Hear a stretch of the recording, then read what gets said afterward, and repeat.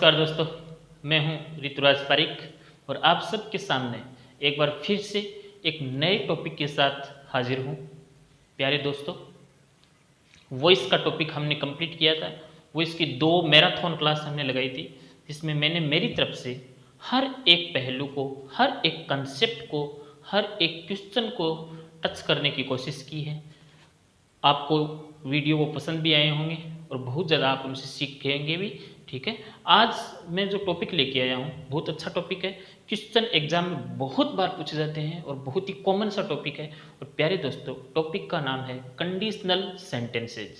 ठीक है, बिना वक्त ज़ाया किए हुए डायरेक्ट हमारे इस खूबसूरत सफ़र पे आगे बढ़ते हैं। देखो, टॉपिक का नाम conditional sentences. CONDITIONAL, conditional sentence. नाम से स्पष्ट पता चल ही रहा होगा कि इसमें क्या बताई जाएगी, कंडीशन बताई जाएगी। कंडीशन का अर्थ क्या होता है, सबको पता है अपन को।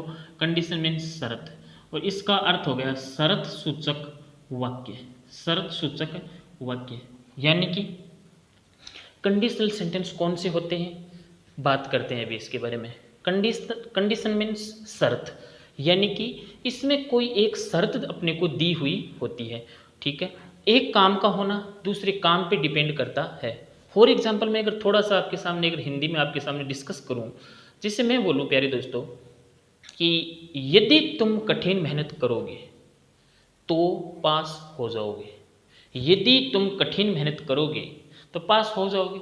यदि तुम इन वीडियोज के सेशंस को, इन वीडियोज को ध्यान से समझोगे तो एग्ज़ाम में पक्की बात सेलेक्ट हो जाओगे। यानी कि मैंने क्या बताया, आपका पास होना किस पे डिपेंड करता है, आपके कठिन मेहनत पे। आपका एग्ज़ाम में सिलेक्ट होना किस पे डिपेंड करता है, वीडियोज़ को अच्छे से देखने से और उसके बातों पे अमल करने पे डिपेंड करता है। यानी एक बात का होना दूसरे काम पे डिपेंड कर रहा है। ध्यान से मेरे शब्दों को सुना जाए।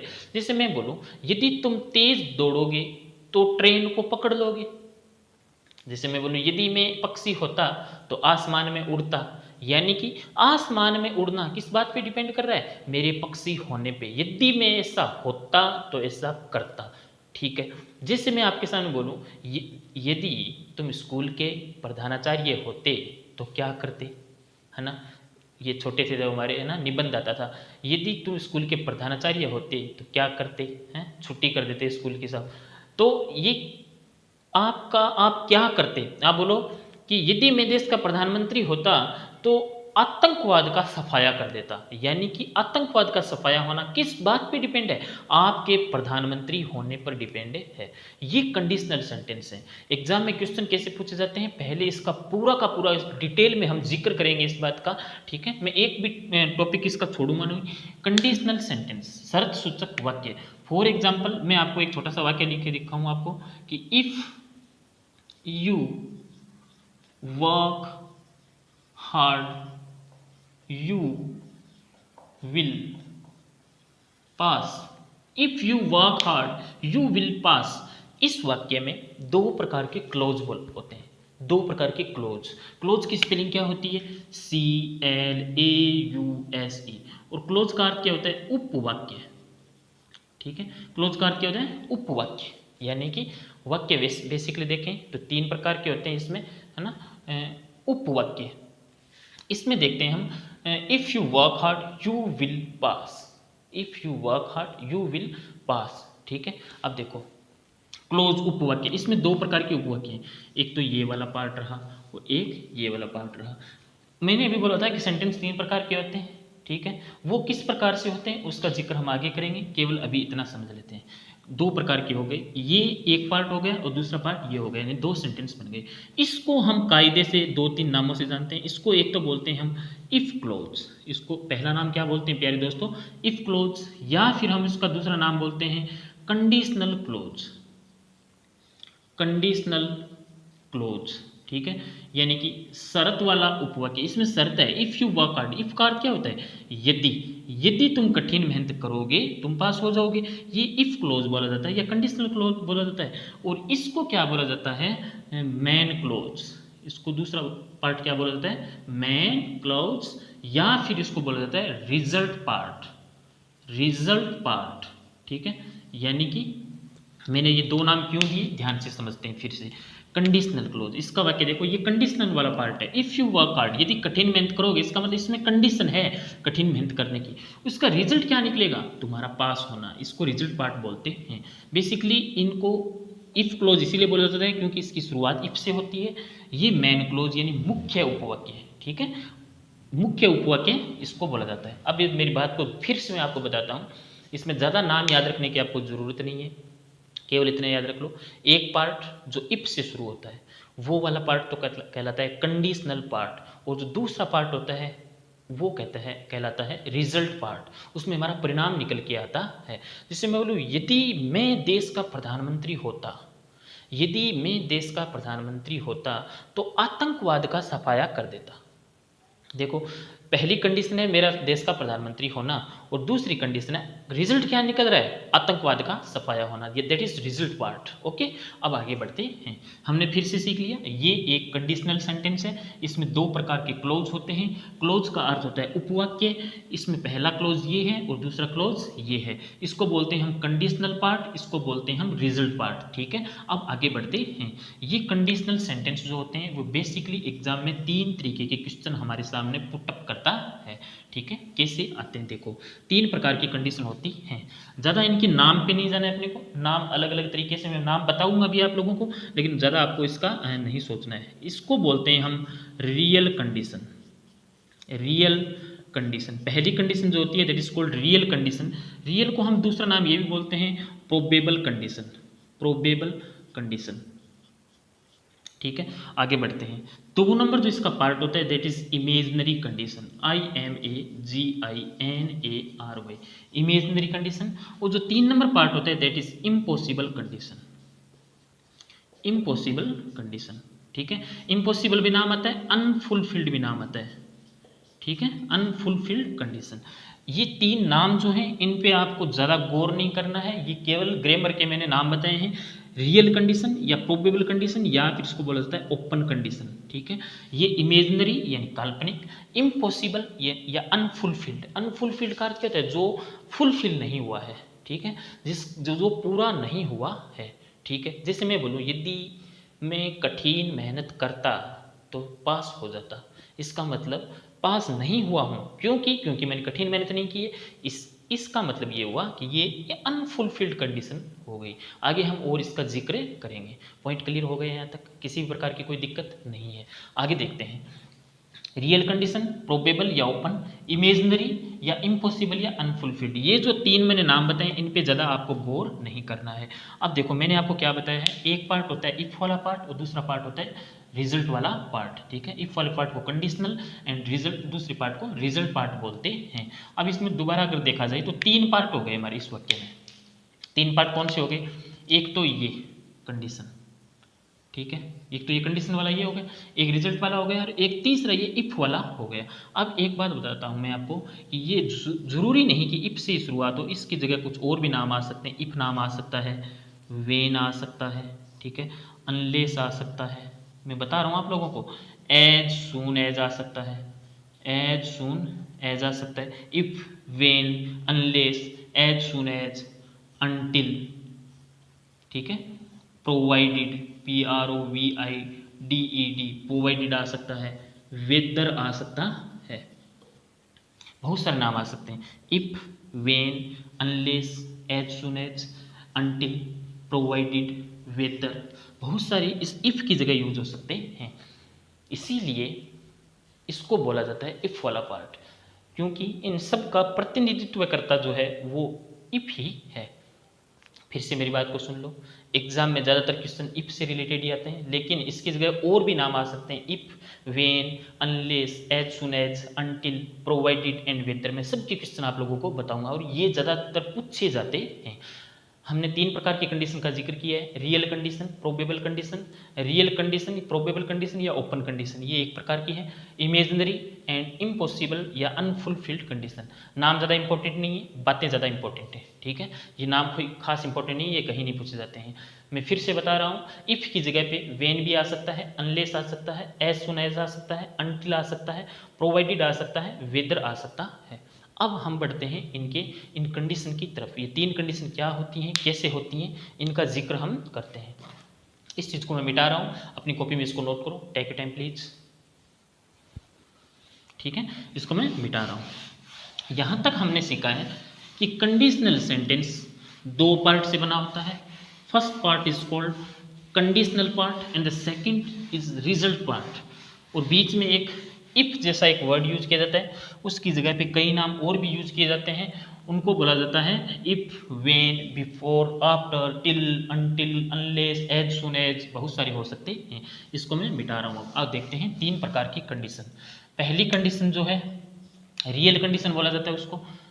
उसमें क्या होता है, इफ वाले पार्ट में मैं पहली कंडीशन की जिक्र कर रहा हूँ केवल, इफ वाले पार्ट में आता है प्रेजेंट इंडेफिनिट। प्रेजेंट इंडेफिनिट बहुत बार क्वेश्चन पूछा गया है दोस्तों, प्रेजेंट इंडेफिनिट। और जो रिजल्ट वाला पार्ट होगा उसमें आता है फ्यूचर इंडेफिनिट।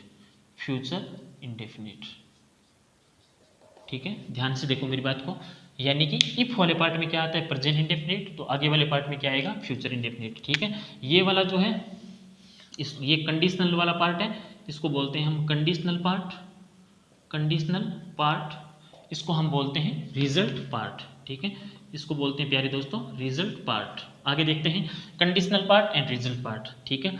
इफ की जगह कुछ और नाम भी यूज किए जा सकते हैं, वो भी मैंने आपको बताए थे भी। इफ की जगह वेन आ सकता है, बिफोर भी आ सकता है, प्रोवाइडेड आ सकता है, और ऐसे एक्सेट्रा बहुत सारे वर्ड आ सकते हैं। इसमें अगर प्रेजेंट इंडेफिनिट आए, प्रेजेंट इंडेफिनिट की क्या स्ट्रक्चर होती है थोड़ा सा बताते हैं। या तो आ सकती है वर्ब की फर्स्ट फॉर्म, प्रेजेंट इंडेफिनिट को क्या बोला जाता है वर्ब की फर्स्ट फॉर्म। इसको मैं दोबारा लिख देता हूँ, देखो वर्ब की फर्स्ट फॉर्म आ सकती है, या फिर आ सकती है वर्ब की फर्स्ट फॉर्म प्लस एस या ई एस आ सकता है, या फिर आ सकता है डू या डज प्लस वर्ब की फर्स्ट फॉर्म।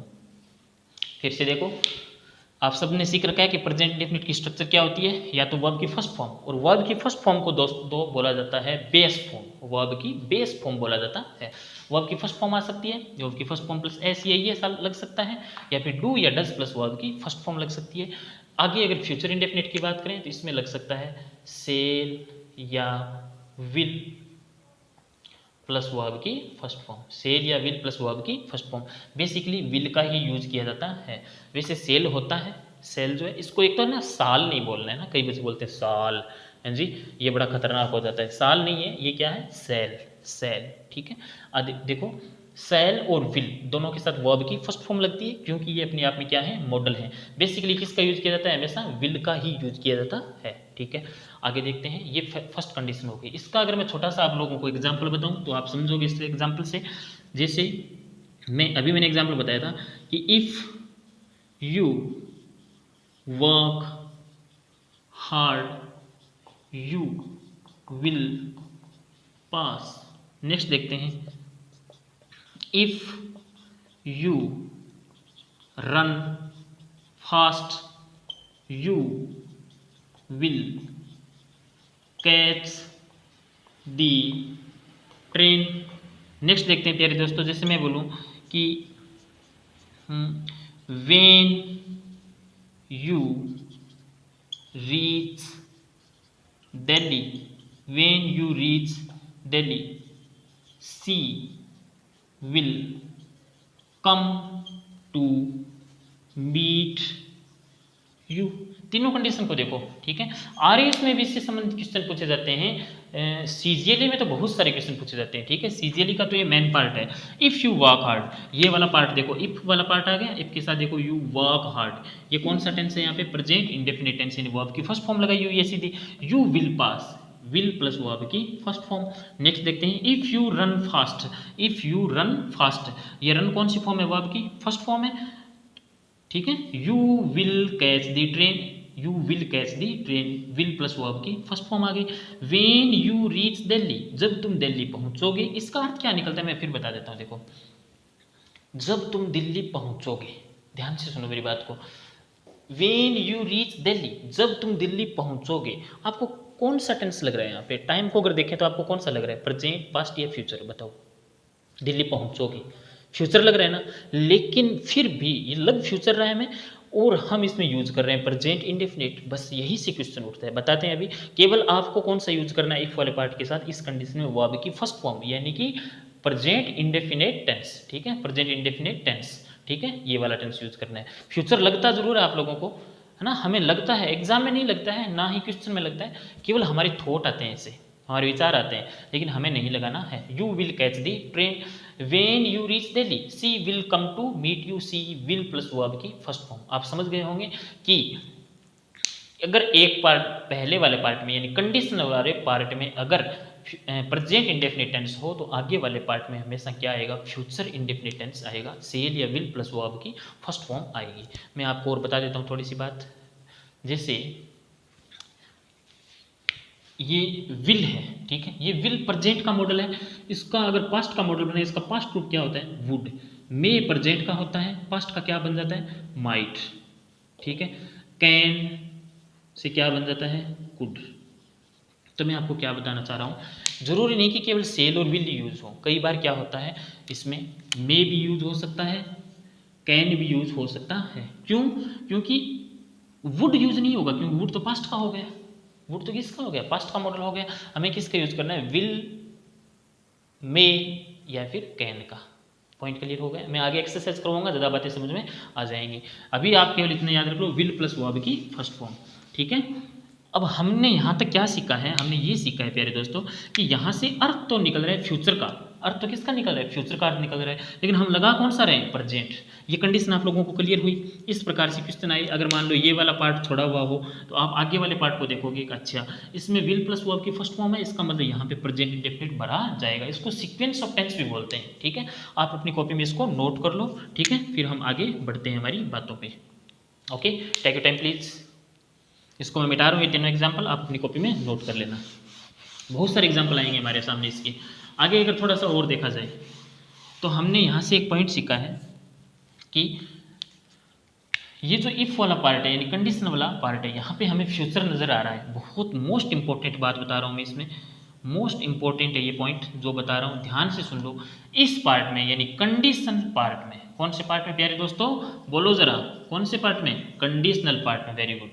कंडीशनल पार्ट में कभी भी, है ना, कभी भी किसका यूज नहीं होता है, फ्यूचर टेंस का यूज नहीं होता है। कभी भी इसमें फ्यूचर टेंस का यूज नहीं होता है। फ्यूचर टेंस की बात करें तो कहने का मतलब सीधा सा बोल दो, मॉडल का यूज नहीं होता है। अगर आपको कहीं भी इफ वाले पार्ट में, इफ वाले पार्ट का कहने का मतलब होगा इफ भी आ सकता है, वेन भी आ सकता है, बिफोर भी आ सकता है, आफ्टर भी आ सकता है, टिल भी आ सकता है, until, unless, as soon as, provided, यानी ये अगर कोई भी पार्ट आपको दिखाई दे, उसमें अगर मॉडल लगा हुआ दिखाई दे आप लोगों को, तो आप वहाँ पे उसको गलत कर देना। ठीक है, वो गलत है, पक्की बात है। क्या सीखा है हमने कि इस पार्ट में कभी भी मॉडल का यूज नहीं होता है। जैसे अगर मैं छोटा सा एग्जांपल बताऊँ आप लोगों को, जैसे मैं बोलूँ कि if you will work hard you will pass. If you will work hard you will पास। अगर इसको आपको 3-4 टुकड़ों में तोड़ा हुआ दे, तोड़ कर दे, 1 नंबर पार्ट हो गया, सॉरी 1 नंबर पार्ट ये नहीं करेंगे, 1 नंबर पार्ट हो गया, 2 नंबर पार्ट हो गया, ये 3 नंबर, और चौथा पार्ट हो गया नो एरर का। ठीक है, तो कौन से पार्ट में गलती है बताओ, फटाफट बता दो, कौन से पार्ट में गलती है। बिल्कुल शाबाश, कौन से पार्ट में गलती है, 1 नंबर पार्ट में गलती है। और क्यों गलती है, क्योंकि आपको अभी बताया गया है कि इफ वाले पार्ट में कभी भी मॉडल का यूज नहीं होता है। बस एक बात याद रख लो, इफ वाले पार्ट में, इफ वाले पार्ट का कहने का मतलब हो गया, जरूरी नहीं कि इफ ही आए, कोई भी वर्ड आ सकता है, कंजक्शन कोई भी आ सकता है। ठीक है, उसमें कभी भी मॉडल का यूज नहीं करना है। अगर मॉडल का यूज किया हुआ हो तो हम उसको क्या करेंगे, गलत मानेंगे। पॉइंट क्लियर हो गया? ठीक है साहब। और इसमें ये मॉडल का यूज क्यों किया जाता है, क्योंकि हम गलती से देखो इसका अर्थ निकालते हैं कि यदि तुम कठिन मेहनत करोगे, फ्यूचर आ रहा है। ठीक है, इसीलिए हम इसमें गलती से फ्यूचर का यूज कर देते हैं, बट ये गलत होता है। Point clear? आगे कंडीशन नंबर 2 पे चलते हैं। ये वाली कंडीशन आपको समझ में आई? इसके साथ एक बात तो मैं और बता देता हूँ, इसी के साथ अगर थोड़ी सी अगर बात की जाए तो वो और बता देता हूँ मैं आप लोगों को। ये सब कुछ मिटा रहा हूँ मैं। ये हमारी 1 नंबर कंडीशन थी। एक नाम होता है अनलेस, ठीक है, और ये अनलेस जो होता है ना किस किस से मिलके बनता है पता है? इफ प्लस नोट से, इफ प्लस नोट से मिलके बनता है। अब एक बात बताओ, आप लोग इतने समझदार तो सारे हैं, है ना, समझदार हो ना। अब एक बात बताओ कि जब अनलेस इफ और नोट से मिलके बनता है, यानी कि अनलेस में ऑलरेडी क्या शामिल है? नोट शामिल है। तो अगर अनलेस के साथ फिर अगर दोबारा मैं नोट लगाऊं तो आप उसको गलत करार दोगे या सही दोगे? बताओ। इफ वाले पार्ट को मैं सॉरी अनलेस वाले पार्ट में अगर नोट लगाया हुआ मिले अनलेस के साथ तो आप इसको गलत बताओगे या सही बताओगे? बिल्कुल शाबाश, क्या बताओगे? गलत बताओगे। क्यों? क्योंकि अनलेस तो पहले से कैसा वर्ड है? अपने आप में नेगेटिव वर्ड है। ये क्वेश्चन भी हमारे सामने आता है। ये तो पहले से कैसा वर्ड आ गया? नेगेटिव वर्ड आ गया। फॉर एग्जाम्पल मैं अगर इसका आप लोगों को एग्जाम्पल बताऊं तो आप समझोगे। जैसे मैं बोलूं कि unless you do not work hard you will not pass. ध्यान से देखो, मैं कहना चाह रहा हूं कि अनलेस यानी यदि नहीं, अनलेस का क्या निकल गया? यदि नहीं। पॉइंट क्लियर हो गया? क्यों? इफ का अर्थ यदि एंड नोट का अर्थ नहीं। Unless you do not work hard, यदि तुम कठिन मेहनत नहीं करोगे तो पास नहीं होगे। अब एक बात बताओ, जब अनलेस वर्ड का ऑलरेडी हमने यूज कर दिया है तो फिर नोट क्यों लगाया हमने? ये क्या है? गलत है। अगर आपको ये पार्ट दे दिया जाए, 1 number part, 2 number part, 3 number part, ठीक है, तो आप कौन से पार्ट में गलती निकालोगे? 1 नंबर पार्ट में। क्यों? क्योंकि आपको पता है कि अनलेस के साथ कभी भी किसका यूज नहीं होता है? नोट का यूज नहीं होता है, ठीक है। इसको हम कैसे लिखेंगे? अगर अपने को नोट का यूज करना ही है, इसको 2 तरीके से इंप्रूवमेंट कर सकते हैं इसका। या तो इसको ऐसे लिख दो साहब, अनलेस यू वर्क हार्ड, क्योंकि फिर नोट नहीं लगाएंगे तो डू भी नहीं आएगा, सीधा वर्ब की फर्स्ट फॉर्म आएगी। Unless you work hard you will not pass, ठीक है। या फिर इसका अगर नोट लगाना ही है तो इसको इस तरीके से लिखो कि if you do not work hard you will not pass. आगे बातें सेम है, देखो, यू विल नोट पास, आगे की जो बातें हैं वो सारी की सारी सेम रहेंगी। देखो हमने 2 तरीके से इंप्रूवमेंट कर दिया कि अनलेस के साथ कभी भी नोट नहीं लगता है। क्यों नहीं लगता है? कि अनलेस ऑलरेडी अपने आप में नेगेटिव वर्ड है। जब नेगेटिव वर्ड है तो उसके साथ नोट लगाने का मतलब नहीं है दोबारा, ये हमने सुपरफ्लूस कर दिया इसको, ठीक है। अगर इसमें अपने को इंप्रूवमेंट करना पड़े तो या तो इसको लिखो अनलेस यू वर्क हार्ड, या इसको लिखो if you do not work hard, क्योंकि अनलेस को हम टुकड़ों में तोड़ सकते हैं, इफ और नोट में तोड़ सकते हैं ना। ये पॉइंट भी आप लोगों को क्लियर हो गया होगा। अपनी कॉपी में इसे नोट करें, टेक योर टाइम प्लीज। अब मैं इसको मिटा रहा हूं। हम कंडीशन नंबर 2 पे आते हैं। कंडीशन 1 नंबर हमने सीख ली, कंडीशन नंबर 2 पे बढ़ते हैं हम आगे। कुछ नहीं करना है, बस छोटी सी बात है। 2 नंबर कंडीशन पे आओ। इफ प्लस ये प्रेजेंट इंडेफिनिट है ना, यहाँ पे कर दो डायरेक्ट पास्ट इंडेफिनिट, बस सिंपल सी थ्योरी है। यहाँ पे क्या कर दो? पास्ट। ये 3 फॉर्मूले हैं, याद रख लो, बहुत क्वेश्चन आते हैं इससे। इफ प्लस पास्ट इंडेफिनिट कर दिया तो यहाँ पे तो फ्यूचर का मॉडल था, यानी यहाँ पे क्या लगा रखा था हमने? विल प्लस वर्ब की फर्स्ट फॉर्म लगा रखी थी। इसमें लग जाएगी वुड प्लस वर्ब की first form, would, WOULD, would plus verb की फर्स्ट फॉर्म, बस यहाँ पे पास्ट कर दिया।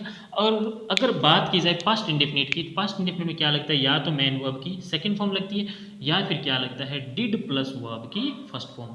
या तो मैन वर्ब की सेकंड फॉर्म या फिर डिड प्लस मैन वर्ब की फर्स्ट फॉर्म लगती है, यानी कि वुड प्लस वर्ब की फर्स्ट फॉर्म अगर इधर हो तो इधर क्या लगाएंगे हम? या तो मैन वर्ब की सेकंड फॉर्म या फिर लगाएंगे डिड प्लस वर्ब की फर्स्ट फॉर्म। इसके साथ हमेशा लगाते, जैसे लिखें कि इफ यू, मैं उसी सेंटेंस को बार बार बदल रहा हूँ, बाकी आपके लिए बहुत सारे सेंटेंस में लाऊंगा। If you worked hard you खालिस्तान पास, ठीक है। If you worked hard you खालिस्तान pass, if you worked hard. अब यहाँ पे देखो, यहाँ पे कौन सी फॉर्म आ गई? मैन वर्ब की सेकंड फॉर्म, यानी सेकंड कंडीशन का पालन कर दिया इसने। यहाँ पे क्या आएगा? वुड पास, ठीक है। एक छोटा सा एग्जाम्पल और लिखूं मैं, ठीक है। When you reached Delhi, she would come there। ध्यान से देखो, वेन के साथ क्या है? मैन वर्ब की सेकंड फॉर्म। इफ वाला पार्ट तो है ये, इफ की जगह पे हमने वेन का यूज किया।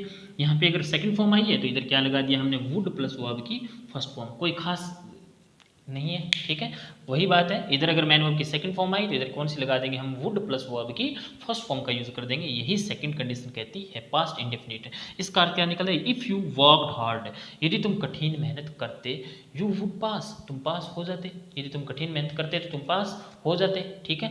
आगे देखते हैं, इसको मिटा दिया जाए। इसके देखो मैं फिर बता रहा हूँ, इसके नाम पे ज़्यादा ना जाया जाए, डायरेक्ट क्वेश्चन कैसे आते हैं उस चीज़ पे जाए, ठीक है। कैसे क्वेश्चन आते हैं, कैसे एग्जाम में हमें इसके क्वेश्चन तक अप्रोच करनी है हमारी, उस बात पे फोकस किया जाए, ज़्यादा बेहतर रहेगा आप लोगों के लिए।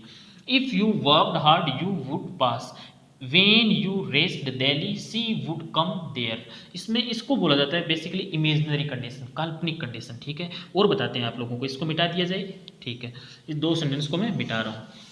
ये दोनों बातें आपकी समझ में आ गई होंगी।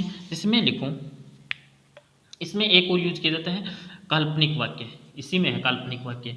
काल्पनिक वाक्य कौन से होते हैं, जो हम कल्पना करते हैं, ठीक है, जो हम कल्पना करते हैं। केवल कल्पना कैसे करते हैं, जैसे मैं बोलूँ कि यदि मैं देश का प्रधानमंत्री होता, यदि मैं स्कूल का प्रधानाचार्य होता, यदि मैं एक पक्षी होता, ठीक है।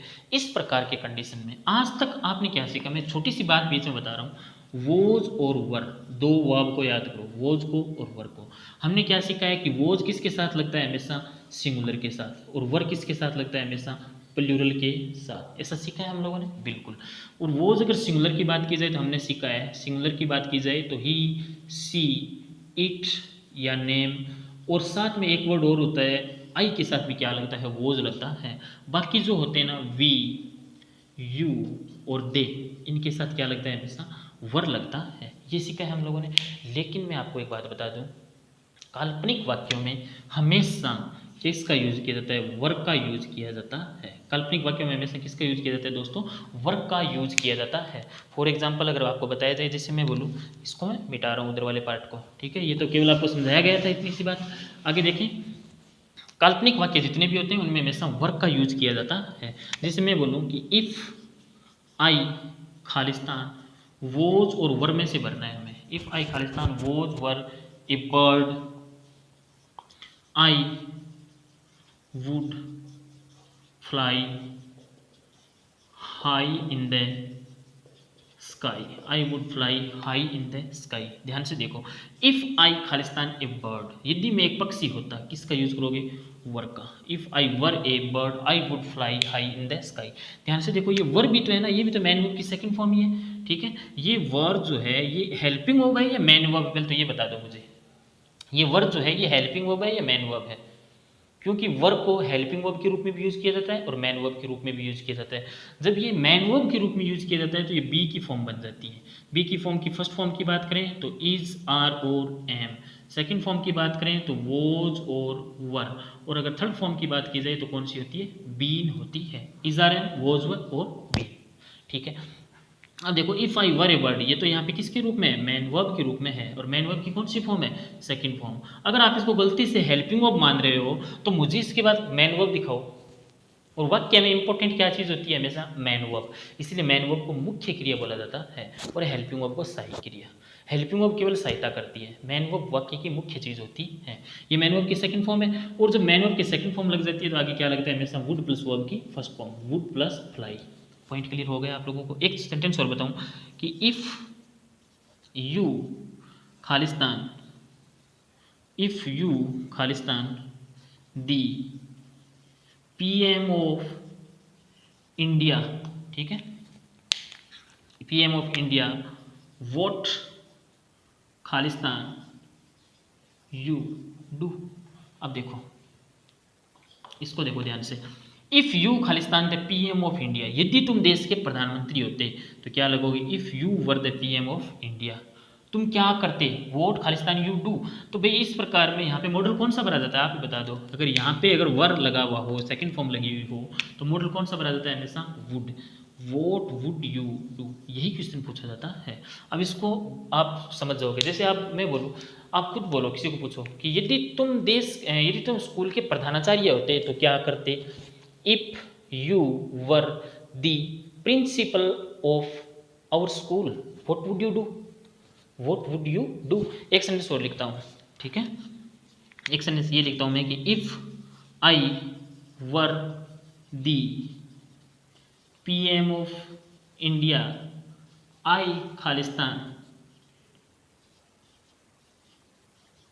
Wipe out the corruption, wipe out the corruption. अब ध्यान से देखो, करप्शन मीन्स भ्रष्टाचार। If I were the PM of India, अब देखो मैं आपको क्या बता रहा था, आई के साथ तो लगता तो वोज है, लेकिन काल्पनिक वाक्य में हमेशा किसका यूज किया जाता है, वर का यूज होता है। If I were the PM of India, यदि मैं देश का प्रधानमंत्री होता, आई खालिस्तान वाइप आउट, वाइप आउट ये एक फ्रेज है, वाइप आउट करके पहुंच देना, मिटा देना, वाइप आउट कर देना, ठीक है। वाइप कार जानते हो ना, वाइपर, वाइपर लगे होते हैं गाड़ियों में, आगे वाइपर लगे होते हैं, क्या काम होता है, पहुंचने का। जब बरसात आती है तो वाइपर चालू कर देते हैं हम, हमारे घरों में भी है ना, पानी निकालने के लिए किसका यूज़ करते हैं हम, वाइपर का यूज़ करते हैं। वाइप मतलब जो मिटा देते हैं यहाँ से, ठीक है, वाइप आउट कर देना। आई खालिस्तान वाइप आउट द करप्शन, किसका यूज़ करेंगे, I would wipe out the corruption. Point clear हो गया। क्या बात सीखी है हमने, काल्पनिक वाक्यों में हमेशा किसका यूज किया जाता है, वर्ब का यूज किया जाता है। ये क्या, ये मिटा दूं मैं, आप लोगों को ये बातें समझ में आई होंगी। एक बार अपनी कॉपी में नोट कर लो प्लीज, टेक योर टाइम, ठीक है। ये सारी बातें मिटा रहा हूं मैं। अब तक हमने दो कंडीशन का जिक्र किया है, और सबसे इंपॉर्टेंट जो बात तो ये मैंने आप लोगों को इतनी बातों में, वो है काल्पनिक वाक्य वाली। काल्पनिक वाक्य में हमेशा वर्ब का यूज किया जाता है, गलती से हम वोज का यूज कर देते हैं, वो रॉन्ग हो जाता है, ठीक है। अब एक बात थोड़ी सी और सीख लेते हैं यहाँ से, कि क्या काल्पनिक वाक्य ऐसे ही होते हैं, और कोई वाक्य तरीके से शुरू नहीं हो सकते। मैं आपको बता दूं कि जो काल्पनिक वाक्य होते हैं, काल्पनिक वाक्यों को अंग्रेजी में बोलते हैं इमेजिनरी सेंटेंसेस, ठीक है। काल्पनिक वाक्य जो होते हैं वो आई विश से शुरू हो सकते हैं, आई विश, ठीक है, वुड दैट, ठीक है, इफ ओनली,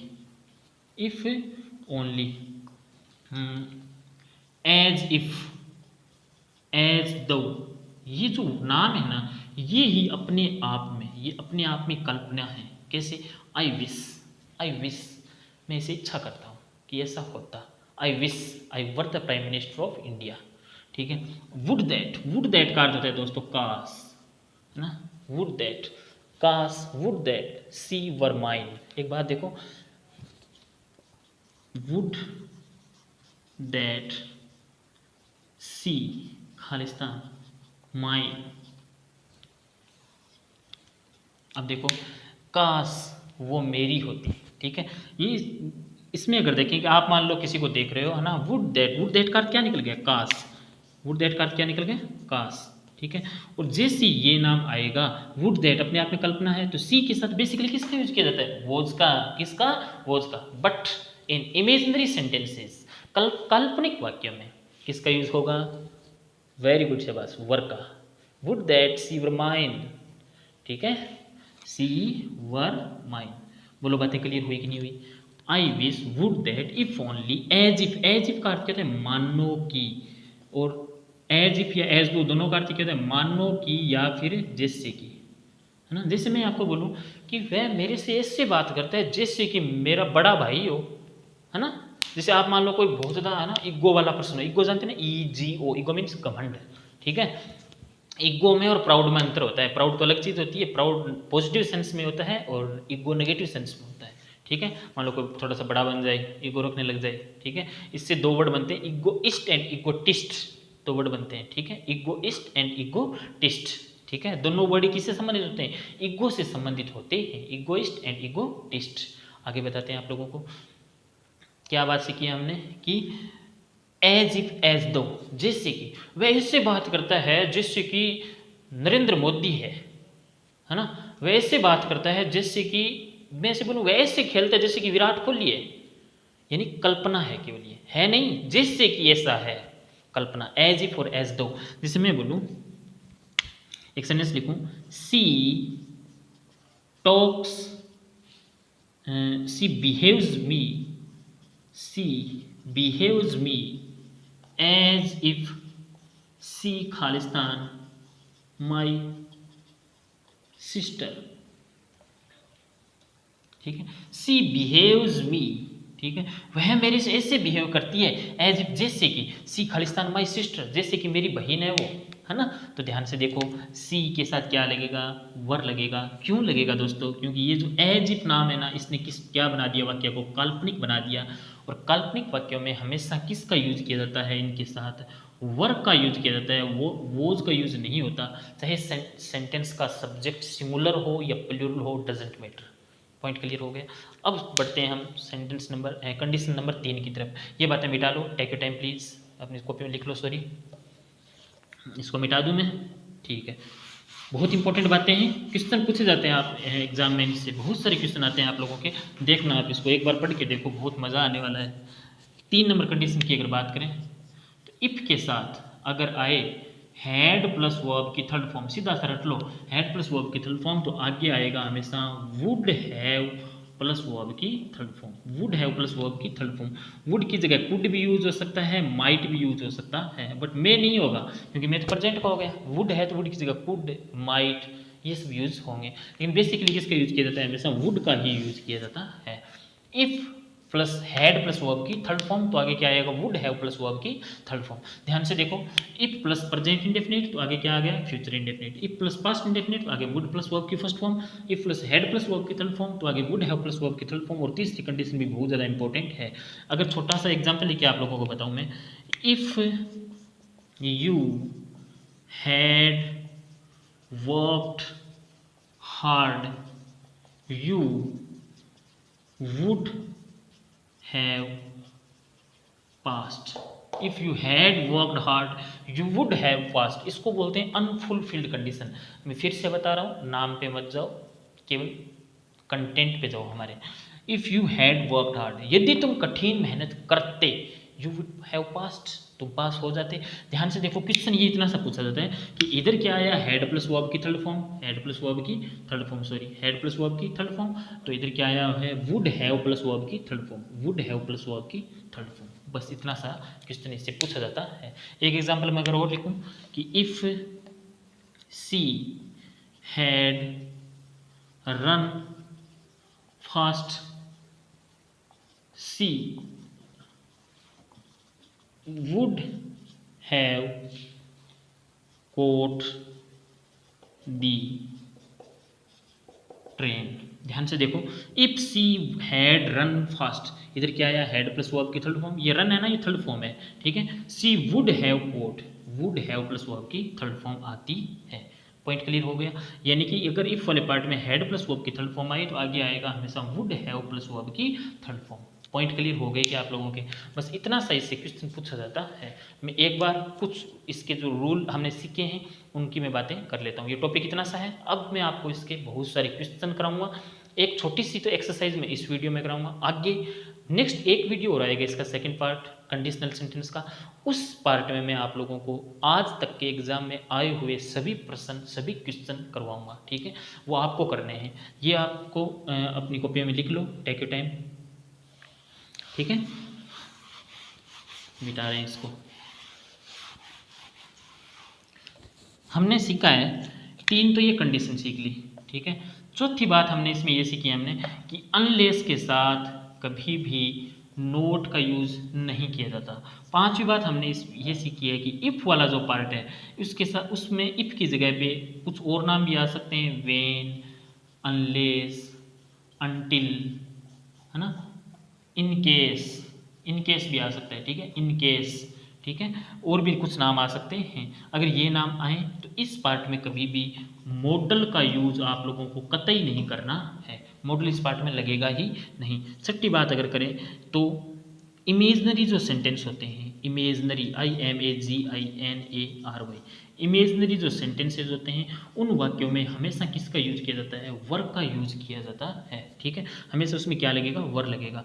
इमेजनरी सेंटेंस में कुछ और भी वर्ड होते हैं, जैसे एज, इफ, एज, दो, वुड, दैट, बहुत सारे वर्ड और होते हैं, ठीक है।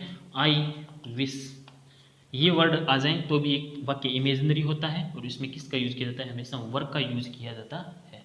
पॉइंट क्लियर हो गया। एक इसमें छोटा सा पैटर्न और बचा है, उसके बारे में और डिस्कस कर लेते हैं, जो बेहतर रहेगा हमारे लिए। पहली कंडीशन जो हमने लिखी थी ना कि इफ प्लस वर्ब की फर्स्ट फॉर्म या फर्स्ट फॉर्म के साथ एस या ईएस या फिर डू या डज प्लस वर्ब की फर्स्ट फॉर्म, डू या डज प्लस वर्ब की फर्स्ट फॉर्म, तो आगे आएगा हमेशा विल प्लस वर्ब की फर्स्ट फॉर्म। ये कंडीशन जो हमने लिखी थी ना, इसमें एक चीज़ और होती है, ध्यान से देखो। अगर इस वाले, इसका एक छोटा सा फिर से एग्जाम्पल लिखता हूँ मैं, वही example, if you work hard you will पास। इसमें तो बात वही है, सेम है, लेकिन अगर इस वाले पार्ट में, ये जो विल वाला पार्ट है ना, सेकंड पार्ट रिजल्ट वाला पार्ट है, इसमें दो प्रकार की बातें हो सकती हैं। एक तो टेंस वाली बातें होगी, ये मॉडल वाली बात हो ही गई, लेकिन अगर दूसरी बात इस तरीके से है, इसमें अगर कोई यूनिवर्सल ट्रूथ आए, यूनिवर्सल ट्रूथ, ध्यान से देख लो, ये क्वेश्चन भी इंपॉर्टेंट बनता है, या तो कोई यूनिवर्सल ट्रूथ आए या फिर कोई साइंटिफिक ट्रूथ आए। साइंटिफिक ट्रूथ, दोनों को बातें आपको समझ में आ गई होगी। Scientific truth and universal truth क्या होता है? यूनिवर्सल ट्रूथ मीन्स अगर कोई सार व सत्य वाक्य आए, या फिर साइंटिफिक ट्रूथ जैसे कोई वैज्ञानिक सत्य आए, ठीक है। तो हमेशा इस देखो, हमने क्या सीखा है कि यूनिवर्सल ट्रूथ में और साइंटिफिक ट्रूथ में हमेशा कौन सा टेंस लगता है? प्रेजेंट इंडेफिनिट टेंस लगता है। तो इस पार्ट में यानी प्रेजेंट इंडेफिनिट, जब हम प्रेजेंट इंडेफिनिट सीख रहे थे तब मैंने बताया था, आज मैं फिर बता रहा हूँ, यूनिवर्सल ट्रूथ के वाक्यों में या फिर साइंटिफिक ट्रूथ के वाक्यों में हमेशा प्रेजेंट इंडेफिनिट टेंस ही आता है, ठीक है।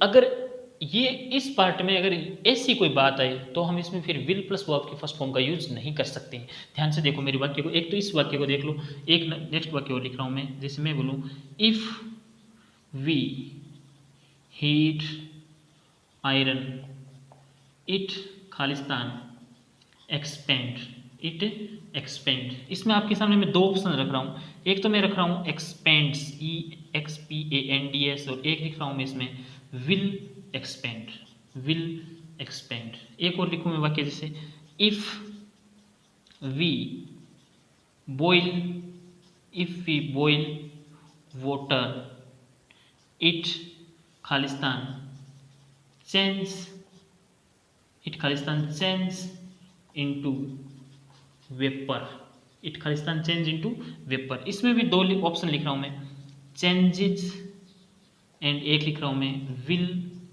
Change, changes and will change.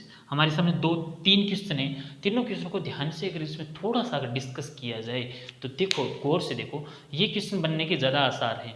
क्यों? क्योंकि इसमें जो हमारा जो रूल है ना, ये कंडीशन है, इसको फॉलो नहीं कर पा रहे हैं हम। If we heat iron it खालिस्तान एक्सपेंड, यदि हम आयरन को गर्म करते हैं, हीट करते हैं, इट एक्सपेंड, एक्सपेंड मतलब फैलना, ये फैलता है, ठीक है। एक्सपेंड, जब आयरन को गर्म करेंगे तो आयरन फैलेगा। इसमें दो ऑप्शन है, एक्सपेंड्स या विल एक्सपेंड। अगर अकॉर्डिंग टू कंडीशन देखें, इधर अगर वर्ब की फर्स्ट फॉर्म हो या फिर SES हो या डू डज हो तो आगे आएगा विल प्लस वर्ब की फर्स्ट फॉर्म। इधर वर्ब की फर्स्ट फॉर्म है हीट, ठीक है, तो आना क्या चाहिए? विल प्लस वर्ब की first form according to condition. लेकिन मैंने आपको क्या बात बता दी दोस्तों, कि अगर यूनिवर्सल ट्रूथ हो या फिर साइंटिफिक ट्रूथ हो तो हमेशा क्या आएगा? प्रेजेंट इंडेफिनिट टेंस आएगा।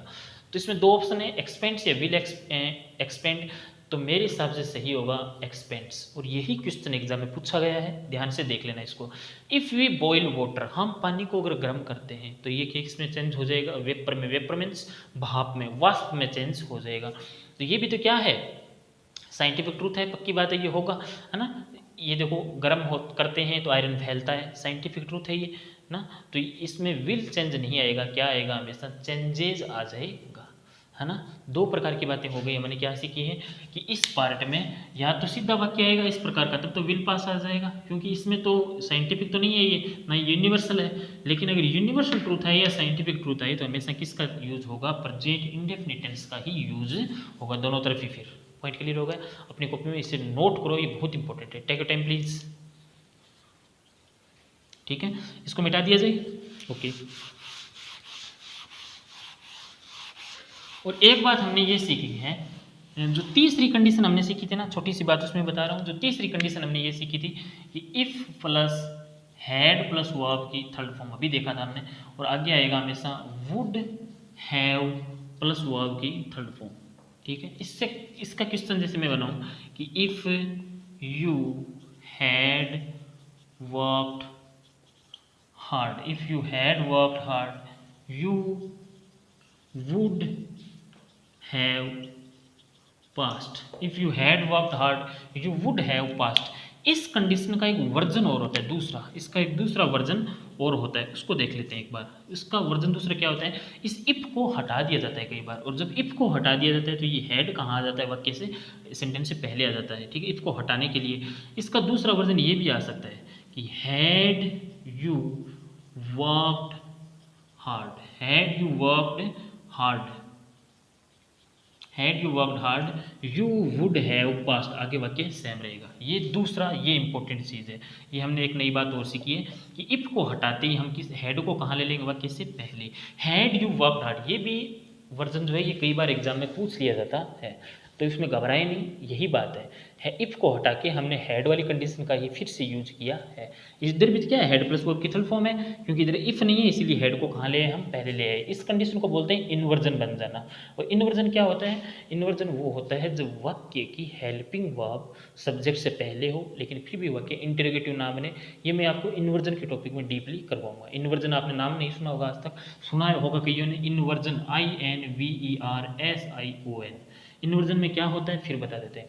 वाक्य की हेल्पिंग वर्ब जो है वो सब्जेक्ट से पहले आ जाती है, ठीक है, फिर भी वाक्य इंटरोगेटिव नहीं बनता है, याद रखना इस बात को। ये इन्वर्जन में हम डीपली सीखेंगे, केवल आप अभी केवल इतना नोट कर लो। Take your time please. आप लोगों के लिए अभी तक जो हमने पढ़ा था उसके कुछ क्वेश्चंस आपके सामने लेकर आया हूँ, वो सॉल्व है ऑलरेडी, आपको करने की ज़रूरत नहीं है, केवल समझना है। नेक्स्ट वीडियो में आपके लिए 50% की ऐसी एक्सरसाइज लेके आऊँगा जो आज तक हर एग्जाम में क्वेश्चन पूछे गए हैं। इस एक्सरसाइज को समझते हैं, ध्यान से देखो। If you give me blood I will give you freedom, यदि तुम मुझे खून दोगे तो मैं तुम्हें आज़ादी दूंगा। If you give me blood, यहाँ पे देखो कौन सा टेंस है, केवल टेंस पहचानना है अपने को, है ना, केवल गौर करना है। वर्ब की फर्स्ट फॉर्म है, इधर क्या आएगा, हमेशा विल प्लस वर्ब की फर्स्ट फॉर्म। 3 कंडीशन सीखी थी ना हमने, फिर देख लेते हैं। इफ प्लस वर्ब की फर्स्ट फॉर्म, आगे आएगा हमेशा विल प्लस वर्ब की first form. If plus verb की सेकेंड फॉर्म तो आगे आएगा हमेशा वुड प्लस वर्ब की फर्स्ट फॉर्म। और अगर if plus had plus verb की थर्ड फॉर्म आए तो आगे क्या आएगा, वुड हैव प्लस वर्ब की थर्ड फॉर्म, ठीक है। अभी इसको देख लेते हैं एक बार। तो ये फर्स्ट कंडीशन है। नेक्स्ट देखते हैं, if you glens at the history of India, if you glens at the history of India it will appear glorious. ध्यान से देखो, ग्लेंस, ग्लेंस का अर्थ क्या होता है, एक नज़र डालना। मैं ग्लेंस जैसे कुछ और वर्ड भी बताऊंगा, पहले केवल समझ लेते हैं इसको। If you glens, glens first form है अपने आप में, इसकी सेकंड फॉर्म होती है ग्लेंस्ड एंड ग्लेंस्ड, तो आगे क्या आएगा, विल प्लस वर्ब की फर्स्ट फॉर्म। ओके, नेक्स्ट देखते हैं, अनलेस यू वर्क हार्ड। देखो ध्यान से देखो, अनलेस, अनलेस का अर्थ क्या होता है, if plus note. Unless you work hard you can not pass, तुम पास नहीं होगे। यहाँ पे आ सकता है, लेकिन यहाँ पे अनलेस वाले पार्ट में कभी भी नोट का यूज नहीं होता है, याद रखना इस बात को हमें। अनलेस वाले पार्ट में कभी भी नोट नहीं लगेगा। ध्यान से देखो, unless you work hard you can not pass. देखो, यू विल नॉट पास भी आ सकता है, यू कैन नॉट पास भी आ सकता है, एक ही बात है। I will lend you 50,000 rupees, I will lend you 50,000 rupees provided you return it in time. ध्यान से देखो, हमारे इफ की जगह इस बार वर्ड कौन सा आया है, प्रोवाइडेड। प्रोवाइडेड वाले पार्ट में क्या आया है, वर्ब की फर्स्ट फॉर्म। अगर यहाँ पे वर्ब की फर्स्ट फॉर्म है तो आगे क्या आएगा, हमेशा सेल विल प्लस वर्ब की फर्स्ट फॉर्म। लेंड करना यानी उधार देना, और बोरो मीन्स उधार लेना। 2 वर्ड होते हैं, एक होता है BORROW, बोरो का अर्थ क्या होता है, उधार लेना, ठीक है। एंड LEND, लेंड का अर्थ क्या होता है, उधार देना। 2 अलग अलग बातें हो गई। तो प्रोवाइडेड जरूरी नहीं कि इफ ही आए, इफ की जगह इस बार कौन सा आ गया, प्रोवाइडेड। और प्रोवाइड का अर्थ क्या होता है, बशर्ते, ठीक है, बशर्ते, ठीक है। Provided you return it in time, तो प्रोवाइडेड के साथ कौन सा है, वर्ब की फर्स्ट फॉर्म, तो आगे कौन सा आएगा, हमेशा विल प्लस वर्ब की फर्स्ट फॉर्म। बस वो ये पार्ट जो है ना, ये पहले इसमें सब में ये पहले था, इसमें ये 2 नंबर पे लिया, इतना सा है। Take an umbrella in case it rains, ये वाला सेंटेंस जो है ये बहुत इंपॉर्टेंट है। ध्यान से देखो, यहाँ से क्वेश्चन पूछा जाता है। इन केस, यहाँ पे प्रोवाइडेड की जगह यहाँ पे कौन सा नाम आया है, इन केस, इफ की जगह, है ना। कौन मैंने बताया था ना आप लोगों को, प्रोवाइडेड भी आ सकता है, इन केस भी आ सकता है, एज सुन एज भी आ सकता है, कुछ भी आ सकता है। इन केस इट रेंट्स, ये क्वेश्चन पूछा जाता है। यहाँ पे देखो, विल प्लस वर्ब की फर्स्ट फॉर्म भी आ सकती है, ये इंपेरेटिव सेंटेंस है, ये अलग प्रकार का है, थोड़ा सा जिक्र आगे और करेंगे। केवल अभी इतना सीख लो कि इस पार्ट में कभी भी इट विल रेन नहीं आएगा। अगर आपको ये दिया हुआ मिले ना कि इट विल रेन, तो ये गलत है क्योंकि इन केस के साथ कभी भी विल का यूज नहीं होता है। नेक्स्ट देखते हैं, इफ़ यू ऐड 2 and 2, यदि तुम 2 और 2 जोड़ते हो तो इट मेक्स 4। ध्यान से देखो, इधर क्या आया है, ऐड, वर्ब की फर्स्ट फॉर्म है, इधर आना क्या चाहिए था, विल प्लस वर्ब की फर्स्ट फॉर्म, बट यहाँ पे ये हमने क्या किया, वर्ब की फर्स्ट फॉर्म ही लगाई है, क्योंकि ये यूनिवर्सल ट्रूथ है कि यदि तुम 2 और 2 जोड़ते हो तो ये 4 होते हैं। It makes 4। If we mix hydrogen and oxygen, यदि हम हाइड्रोजन को और ऑक्सीजन को मिलाएंगे, है ना, हाइड्रोजन डाइऑक्साइड बन जाएगा, वाटर का फॉर्मूला बन जाएगा, ठीक है, तो क्या बनेगा, ये पानी बन जाएगा, तो इट मेक्स वाटर, ठीक है। What would you do if you became an IT inspector, क्या नाम आया, इफ़ के साथ कौन सी फॉर्म आई है, मैन वर्ब की सेकेंड फॉर्म, है ना, अगर ये मैन वर्ब की सेकेंड फॉर्म आती है तो आगे क्या आता है, वुड प्लस वर्ब की फर्स्ट फॉर्म।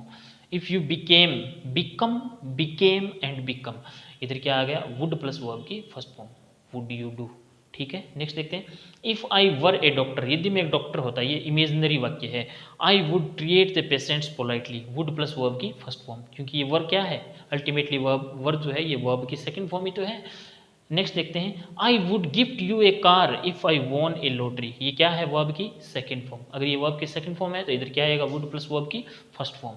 नेक्स्ट देख लेते हैं, if I were a bird, यदि मैं एक पक्षी होता, I would fly to you, simple सा है, and she would help you if she had money, she would help you if she had money, यहाँ पे हैड जो है ना, कोई समझ लेगा कि ये तीसरी कंडीशन आ गई, हेड प्लस वर्ब की थर्ड फॉर्म वाली, ना जी, ये हेड जो है ये मैन वर्ब की सेकंड फॉर्म है, ठीक है, ये हैव की सेकंड फॉर्म होती है, देखो समझ लेते हैं, इसको मिटा दूं मैं, ध्यान से देखो, हैव की फॉर्म होती है, फर्स्ट फॉर्म होती है हैव, सेकंड फॉर्म होती है हैड, और थर्ड फॉर्म भी क्या होती है, हैड ही होती है। ये मैन वर्ब है और ये मैन वर्ब की कौन सी फॉर्म है, यहाँ पे सेकंड फॉर्म। अगर एक तरफ मैन वर्ब की सेकंड फॉर्म होती है, दूसरी तरफ क्या होती है, वुड प्लस वर्ब की first form, she would plus verb की फर्स्ट फॉर्म। पॉइंट क्लियर हो गया आप लोगों को, एक बार अपनी कॉपी में नोट करो, टेक योर टाइम। अच्छा, एक इसमें थोड़ी सी बात और बता देता हूँ मैं, इसको मिटा दें, मैंने एक ग्लेंस का जिक्र किया था अभी, इसको मिटा दिया जाए सारा, ओके, मिटा रहा हूँ मैं, कुछ एग्जाम्पल और भी बताऊँगा मैं आप लोगों को इसके, बस 2-3 बातें ध्यान में रखनी है अपने को।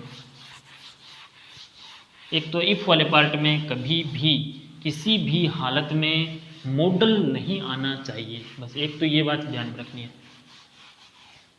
एक मैंने ग्लेंस की बात की ना, तो ग्लेंस जैसे कुछ और वर्ड भी होते हैं, ग्लेंस का अर्थ क्या होता है, एक नज़र किसी पे डालना, ठीक है, इसके जैसे कुछ और वर्ड भी होते हैं, मैं आपको लिख रहा हूँ, देखो मैं एक वर्ड लिखा मैंने सी, एक लिखा मैंने लुक, एक लिखा मैंने वॉच, एक लिखा मैंने स्टेयर, STARE, एक लिखा मैंने पीप, एक लिखा मैंने ग्लोवर, GLOWER, ग्लोवर या ग्लेयर, एक लिखा मैंने ग्लेंस, GLANCE या ग्लिम्प्स। इन सारे वर्ड के अर्थ देखो ध्यान से, सी करना, इन सब का अर्थ होता है देखना, लेकिन अंतर होता है थोड़ा थोड़ा। सी का अर्थ क्या होता है, देख लेना, देखना किसी चीज़ को, ये क्या होता है, देखो, जिससे मान लो आप रास्ते से जा रहे हो, आपने बहुत सारी चीज़ें देखते हो, आप अपने कमरे में भी बहुत सारी चीज़ें देखते हो, लेकिन कभी गौर करते हो क्या, नहीं करते। बहुत सारी चीज़ें होती हैं, रास्ते से जा रहे हैं, हमने मान लो हमें कोई पूछे कि भाई आपने आते टाइम रास्ते में क्या क्या देखा, तो क्या हम सारी चीज़ें बता सकते हैं, नहीं बता सकते। तो हमने उनको केवल क्या किया है, सी किया है। सी करना मतलब केवल देखना, ठीक है, जो सी एक हमारी परसेप्शन है ना, जो हमें अपनी आंखों से अपने आप दिखाई देती है। लुक करना, लुक का अर्थ क्या होता है, नज़र डालना किसी पे, नज़र डालना, या फिर इसका अर्थ होता है ताकना, नज़र डालना या फिर ताकना। मैं बोलूँ look at the board, look के साथ क्या लगता है किसी की तरफ देखने के लिए, look at, look at, look at the board, board की तरफ देखो, यानी इसकी तरफ अपनी नज़र डालो। वॉच करना, ये बेसिकली टीवी वगैरह के लिए यूज़ किया जाता है, वॉच करना, ठीक है, ध्यानपूर्वक किसी चीज़ को देखने के लिए वॉच का यूज़ होता है। स्टेयर का अर्थ होता है प्यारे दोस्तों घूरना, है ना, जैसे आपकी तरफ मान लो कोई घूरे तो आप क्या बोलोगे, why are you staring at me, why are you staring at me, मेरी तरफ क्यों घूर रहे हो। पीप करना, पीप का अर्थ क्या होता है, चुपके से झांकना, चुपके से झांकना किसी की, है ना, मान लो खिड़की से आप किसी के घर के अंदर झांक के देखते हो, है ना, तो वो क्या होता है, पीप करना, PEEP। ग्लोवर या ग्लेयर, इसका अर्थ क्या होता है, गुस्से में घूरना किसी को, गुस्से में घूरना। जैसे मान लो आपकी तरफ कोई घूर रहा है, why are you glaring at me, why are you glaring at me, घूरना। एंड ग्लेंस या ग्लिम्स दोनों का अर्थ क्या होता है, एक झलक देखना, एक झलक किसी की देखना, है ना। जैसे मैं बोलूँ आई ग्लिम्प्स्ड एट हर, मैंने उसकी तरफ एक झलक देखा। ये कुछ वर्ड होते हैं ग्लेंस या ग्लिम्प्स, ठीक है। तो देख लो, see, look, watch, stare, peep, glower, glare and glance या ग्लिम्प्स, ये सब का अर्थ होता है एक हिसाब से देखना, लेकिन अलग अलग अर्थों में अलग अलग यूज किए जाते हैं। अपनी कॉपी में एक बार इसको नोट कर लो। नेक्स्ट हमारा 13 नंबर सेंटेंस है, if you had worked hard you would have passed. ये तीसरी कंडीशन आ गई भैया, हैड प्लस वर्ब की थर्ड फॉर्म। एक अगर इफ वाले पार्ट में हैड प्लस वर्ब की थर्ड फॉर्म आई तो आगे क्या आएगा हमेशा, वुड हैव प्लस वर्ब की थर्ड फॉर्म। नेक्स्ट देखते हैं, had I worked a little bit harder. मैंने अभी बताया था ना आप लोगों को कि इफ को हटाने के लिए हैड को पहले ले आते हैं, ठीक है। तो इसमें हेड को हम पहले ले आई, had I worked a little bit harder I would have been selected. ध्यान से देखो, इसमें वही बात है, इसको ऐसे भी लिख सकते हैं कि if I had worked hard, same ही चीज़ है। हैड आई वर्क, इधर क्या है, हैड प्लस वर्ब की थर्ड फॉर्म, इधर क्या है, वुड हैव प्लस वर्ब की third form. If he had visited Agra, had plus verb की third form, would have plus verb की थर्ड फॉर्म, ठीक है, याद रखना है। एंड नेक्स्ट है supposing if you had not stopped, क्या है इसमें, हैड प्लस स्टॉप्ड है वर्ब की थर्ड फॉर्म, इधर क्या है, वुड हैव प्लस वर्ब की थर्ड फॉर्म। लेकिन इस सेंटेंस में एक खास बात है, खास बात क्या है, इसमें हमने दो वर्ड एक साथ यूज कर दिए, सपोज और इफ। सपोज भी तो क्या बताता है, कंडीशन को बताता है कि सपोज करो कि ऐसा हो, ठीक है। तो मैं आपको क्या बताना चाह रहा हूँ कि दो ऐसे कंडीशन वाले वर्ड एक साथ कभी भी यूज नहीं होते हैं, ठीक है। दो conditional word, two conditional word एक साथ कभी भी यूज नहीं होते हैं, ये भी बहुत इंपॉर्टेंट है। दो कंडीशनल वर्ड जो है वो एक साथ कभी भी यूज नहीं होते हैं, जिस प्रकार से, और ये क्वेश्चन एसएससी में कई बार पूछा गया है, सपोज और इफ मान लो एक साथ यूज कर दिया गया है, तो या तो फिर सपोज को हटाओ या फिर इफ को हटाओ, यानी दोनों में से कोई एक का ही यूज होगा। इससे संबंधित भी क्वेश्चन आते हैं और बहुत इंपॉर्टेंट चीज है ये। इसी के साथ हमारा ये जो टॉपिक था ये कंप्लीट हुआ। आगे नेक्स्ट वीडियो में आपके लिए इसकी एक टेस्ट सीरीज लेकर आऊँगा, वो आपको करनी है। ओके, मिलते हैं नेक्स्ट वीडियो में, तब तक के लिए take care, thank you, bye bye.